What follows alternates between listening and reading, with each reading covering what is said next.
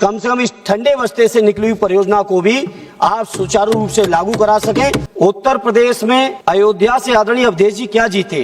उत्तर प्रदेश का बजट बद से बदतर काटते चले जा रहे हैं। उत्तर प्रदेश के बारे में बीजेपी के लोग बातें करते हैं। स्वयं देश के प्रधानमंत्री जी तीसरी बार उत्तर प्रदेश की जनता के बीच से चुन के गए। वहीं इस रेल बजट को देखने के बाद उत्तर प्रदेश की जनता बहुत निराश है। सभापति जी, उत्तर प्रदेश में अयोध्या से आदरणीय अवधेश जी क्या जीते? उत्तर प्रदेश का बजट बद से बदतर काटते चले जा रहे हैं।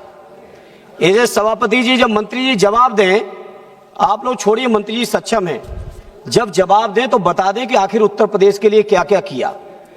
थोड़ी बहुत परियोजनाएं बनारस के नाम पे आई जरूर, लेकिन वो केवल बनारस को ही फोकस किया है, बाकी उत्तर प्रदेश को कहीं फोकस नहीं किया है। बैठे उत्तर प्रदेश के भी कुछ मंत्री साथी, लेकिन जब से उधर चले गए हैं उत्तर प्रदेश की आवाज उठाना बंद कर चुके हैं। सभापति जी, आपके माध्यम से एक जो पूरे देश के अंदर रेल की परियोजना है, उस परियोजना पर मैं अपनी ओर से लोगों की समस्याओं को आपके बीच रखना चाहता हूं। पूरे देश में मेनलेस जो फाटक बनाने के लिए जो अंडरपास बनाए गए, बरसात के महीने में मैं समझता हूं हर जगह का एक ही हाल है कि 2-3 महीने वो पूरी तरह से यूजलेस हो जाते हैं। कोई बच्चा नहीं निकल सकता, कोई बीमार नहीं निकल सकता, किसानों अपने सामान लेके नहीं निकल सकते। तो मैं मंत्री जी से आपके माध्यम से अनुरोध करूंगा, उस पर विचार करें। ये ऐसी योजना लाएं जिस योजना का मैं समझता हूं 3 महीने बुरी तरह से फेल हो जाती है, वहां पे कोशिश करके फ्लाईओवर लाएं। सभापति जी, आपके माध्यम से मैं माननीय रेल मंत्री जी मौजूद नहीं है, रेल राज्य मंत्री जी बैठे हैं। मैं अपने संसदीय क्षेत्र आजमगढ़ के लिए जाने कितना पत्र दे चुका हूं, उसकी कॉपी में आपके सामने दिखा रहा हूं। जब जब मिलते हैं मंत्री जी, बहुत अच्छे व्यवहार के साथ, मधुर व्यवहार के साथ आश्वासन तो मिलता है, लेकिन दुर्भाग्य यह है कि उस आश्वासन पर कोई भी कार्रवाई अब तक नहीं हुई। 2 साल का आपका कार्यकाल निकल गया है, तीसरा बजट आप पास करा रहे हो, लेकिन कोई भी कार्रवाई उसके ऊपर आप नहीं करते हो। रेल राज्य मंत्री जी बैठे हैं, अपने कैबिनेट मंत्री जी को हमारी शिकायत जरूर नोट करा दे। माननीय सभापति जी, मैंने अपने संसदीय क्षेत्र आजमगढ़, जो मैं समझता हूं बहुत ऐतिहासिक जिला है, मंडल मुख्यालय है, मौलाना शिबली नुमानी साहब का है, कैफी आजमी साहब का स्थान है, दुर्वासा ऋषि जी का स्थान है, ऐसे महान आजमगढ़ के लिए मैंने कई बार वहां की स्थानीय समस्याओं को लेकर बात की। उनको फिर भी मैं माननीय सभापति आपके माध्यम से एक एक करके मैं थोड़ा सा जरूर रिकॉर्ड में लाना चाहूंगा। हमसे पूर्व में जो भारतीय जनता पार्टी के एक सांसद बने थे कुछ दिनों के लिए, उस कार्यकाल में उन्होंने घोषणा की कि मैंने बनारस से आजमगढ़ होते हुए गोरखपुर तक नई रेल लाइन स्वीकृत करा दी। सभापति जी, पहले भी हमने इस बात को बजट में कहा, लेकिन आज की तारीख तक उस योजना पर कोई भी बजट स्वीकृत नहीं हुआ है। बनारस से आजमगढ़ होते हुए गोरखपुर तक की नई रेल परियोजना का। सभापति जी, आजमगढ़ के लोग, वहां जनसंख्या घनत्व ज्यादा है, जमीनें कम हैं, लोग मजबूरी बसी सही, लेकिन मुंबई जैसे शहर को डेवलप करने के लिए आजमगढ़ के लाखों लोग वहां लगे हुए हैं। हमने कई बार मांग की कि आजमगढ़ से मुंबई के लिए एक सुपरफास्ट ट्रेन हो जाए, आजमगढ़ से दिल्ली के लिए सुपरफास्ट ट्रेन हो जाए, लेकिन सभापति जी अभी तक वो सुपरफास्ट ट्रेन नहीं हुई।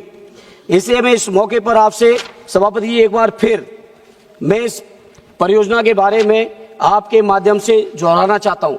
सभापति जी, आजमगढ़ के नौजवान छात्र सबसे ज्यादा कहीं पढ़ने जाते हैं तो प्रयागराज जाते हैं। प्रयागराज से जौनपुर तक एक पैसेंजर चलती है जो जौनपुर आगे पूरे दिन खड़ी रह जाती है। मैंने अनुरोध किया है मंत्री जी से, सरकार के ऊपर कोई अतिरिक्त भार भी नहीं आएगा। वही जो एजे के नाम से ट्रेन चलती है इलाहाबाद से जौनपुर तक, उसी का विस्तार अगर आजमगढ़ तक कर दिया जाएगा तो न तो बजट का कोई अतिरिक्त प्रावधान करने की जरूरत है, और आजमगढ़ के हमारे नौजवानों को, छात्रों को हाई कोर्ट के लिए, शिक्षा के लिए जो जाना पड़ता है, वो भी मैं समझता हूं वहां पे उनको सुविधा मिल जाएगी, सरकार के ऊपर कोई भी अतिरिक्त लोड आए। इसी तरह सभापति जी, उत्तर प्रदेश की राजधानी लखनऊ के लिए हमने पहले भी मांग की, मऊ जंक्शन से आजमगढ़ होते हुए लखनऊ तक एक दैनिक इंटरसिटी चलाई जाए, जिससे कम से कम उत्तर प्रदेश की राजधानी तक हमारे आजमगढ़ मंडल के लोग बखूबी और तरीके से पहुंच सके। एक मांग सभापति जी मैंने की, मऊ आजमगढ़ होते हुए माता वैष्णो देवी कटरा के लिए एक साप्ताहिक ट्रेन चलाई जाए, जिससे कम से कम जो मां के भक्त हैं वो हमारे पूर्वांचल के लोग आसानी से पहुंच सके। इसी तरह सभापति जी एक वीकली ट्रेन का प्रतिदिन चलाने के संचालन के लिए घोषणा भी कर दी गई, घोषणा भी की गई, लेकिन वो नहीं चलाएगी 15/025, 15/026। इसी तरह सभापति जी एक ट्रेन 12/527, 12/528 आजमगढ़ से आनंद विहार दिल्ली की चलाने के लिए घोषणा हुई, नोटिफिकेशन जारी हुआ, समय सारणी भी जारी हुई, लेकिन अभी तक वो सुपरफास्ट ट्रेन नहीं चलाई गई। ये सारे पत्र हम दे चुके हैं। सभापति जी मुंबई की तरह ही आजमगढ़ मंडल के और पूर्वांचल के लोग कोलकाता में बहुत जाते हैं। इसे कोलकाता की 13/13/7, 13/137, 13/138 साप्ताहिक ट्रेन चलाने की घोषणा भी की गई, लेकिन उसके लिए अभी विधिवत चल भी नहीं रही है और वहां पे दिक्कतों से दिक्कतें हैं। इसे सभापति जी बहुत सारी मांगे की गई। इससे पूर्व में सभापति जी जो हमारा निर्वाचन क्षेत्र बदायूं रहा, उसको लेकर पहले मैंने भी कई बार उठाया, हमारे वर्तमान सांसद आदित्य जी ने भी कई बार उठाया। बदायूं से दिल्ली के लिए भी, बदायूं से लखनऊ के लिए भी कोई भी ट्रेन की सुविधा नहीं है। सभापति जी 2 मिनट बस बात करें, ज्यादा नहीं करें।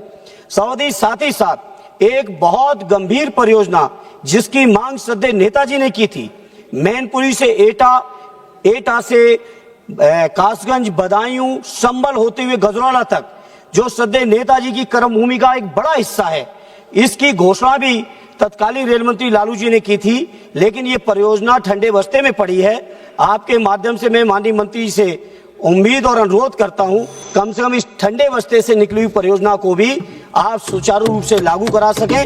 यही हमारी, आपने मुझे मौका दिया और माननीय मंत्री जी से कहूंगा, जिस अपनत्व के साथ आश्वासन देते हैं या तो एकदम मना कर दें, और अगर आश्वासन देते हैं पूरे न सही, लेकिन जितने काम होने लायक हैं उतने काम तो कर दें। बैठे सभापति जी, आधा मिनट और बस, नजर पड़ गई। बैठे सभापति जी बदायूं के मंत्री जी, लेकिन कोई काम नहीं करा रहे हैं। जनता बदायूं की भी देख रही है, मंत्री जी आपको देख रही है जनता, और जनता जवाब देगी कि आपके मंत्री बनने का जिले को कोई लाभ नहीं मिल पाया। ये जनता देख रही है और जनता चुनावों में जवाब देगी। बहुत बहुत धन्यवाद।